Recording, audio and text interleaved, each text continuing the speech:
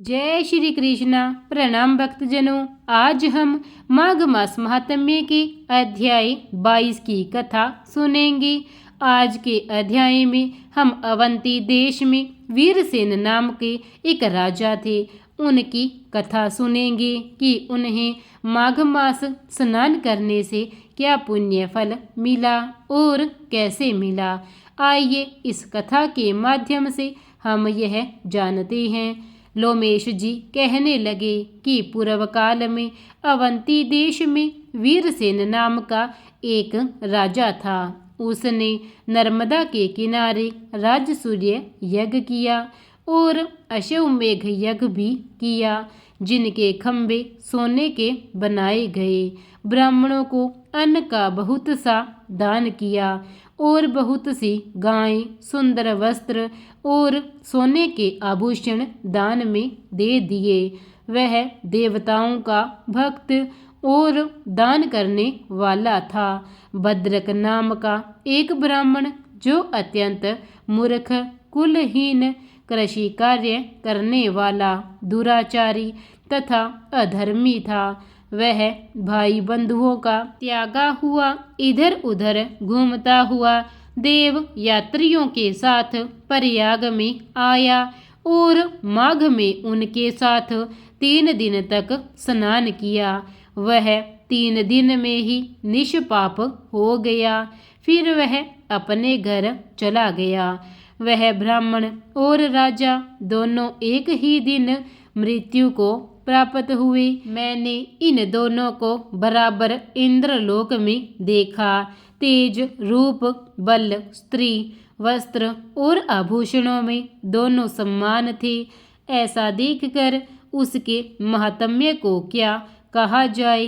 राजसूय यज्ञ करने वाला स्वर्ग का सुख भोग कर फिर भी जन्म लेता है, परंतु संगम में स्नान करने वाला जन्म मरण से रहित हो जाता है।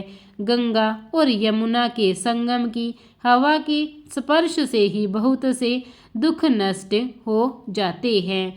अधिक क्या कहें, और किसी भी तीर्थ में किए गए पाप माघ मास में प्रयाग में स्नान करने से नष्ट हो जाते हैं। मैं पिशाच मोचन नाम का एक पुराना इतिहास सुनाता हूँ।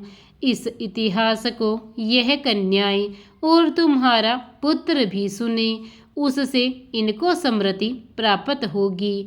पुराने समय में देवधृति नाम का एक बड़ा गंभीर और वेदों का पारंगत एक वैष्णव ब्राह्मण था।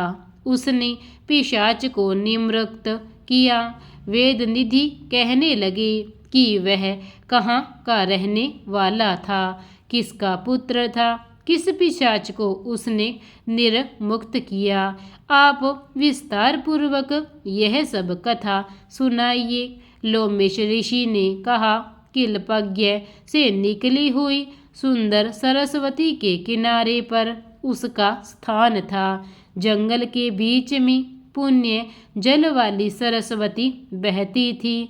वन में अनेक प्रकार के पशु भी विचरते थे। उस ब्राह्मण के श्राप के भय से पवन भी बहुत सुंदर चलती थी और वन चेत रथ के समान था। उस जगह धर्मात्मा देवधृति रहता था। उसके पिता का नाम सुमित्र था और वह लक्ष्मी के वरदान से उत्पन्न हुआ था। वह सदैव आत्मा को स्थिर रखता, गर्मी में अपने नेत्र सूर्य की तरफ रखता, वर्षा में खुली जगह पर तपस्या करता, हेमंत ऋतु में सारस्वत सरोवर में बैठता और त्रिकाल संध्या करता। जितेंद्रिय और सत्यवादी भी था। अपने आप गिरे हुए फल और पत्तियों का भोजन करता तथा उसका शरीर सूख कर हड्डियां मात्र रह गई थी। इस प्रकार उसको तप करते हुए वहां पर 1000 वर्ष बीत गए। तप के प्रभाव से उसका शरीर अग्नि के समान प्रज्वलित था। विष्णु की प्रसन्नता से ही वह सब कर्म करता था। दधीचि ऋषि के वरदान से ही वह श्रेष्ठ वैष्णव हुआ था। एक समय उस ब्राह्मण ने वैशाख महीने की एकादशी को हरि की पूजा कर उनकी सुंदर स्तुति तथा विनती करी। उनकी विनती सुनकर भगवान उसी समय गरुड़ पर चढ़कर उनके पास आए। चतुर्भुज, विशाल नेत्र, मेघ जैसा स्वरूप भगवान को स्पष्ट देखकर प्रसन्नता के मारे उसकी आंखों में आंसू भर आए और कृतकृत्य होकर उसने भगवान को प्रणाम किया। उसने अपने शरीर को भी याद न रखा और भगवान के ध्यान में लीन हो गया। तब भगवान ने कहा कि हे देवधृति, मैं जानता हूँ कि तुम मेरे परम भक्त हो। मैं तुमसे अति प्रसन्न हूँ। तुम वर मांगो। इस प्रकार भगवान के वचन सुनकर प्रेम के मारे लड़खड़ाती हुई वाणी में कहने लगा कि हे देवाधिदेव, अपनी माया से शरीर धारण करने वाले आपका दर्शन देवताओं को भी दुर्लभ है। अब आपका दर्शन भी हो गया, मुझको और क्या चाहिए। मैं सदैव आपकी भक्ति में लगा रहूं। उसके ऐसे वचन सुनकर भगवान श्री हरि कहने लगे कि ऐसा ही होगा। तुम्हारे तप में कोई बाधा नहीं पड़ेगी। जो मनुष्य तुम्हारे कहे गए स्तोत्र को पढ़ेगा या सुनेगा अथवा इस महात्म्य को जो माघ मास में पढ़ेगा, उसकी मुझसे अचल भक्ति होगी। उसके धर्म कार्य सांगोपांग होंगे और उनकी आज्ञा में परम निष्ठा होगी।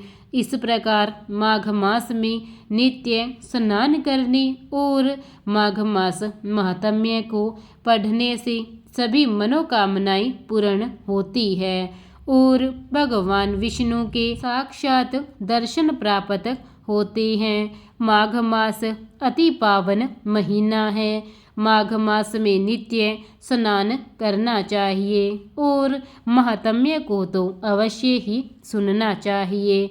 इसी प्रकार माघ मास महात्म्य की अध्याय 22 का यहीं पर समापन होता है।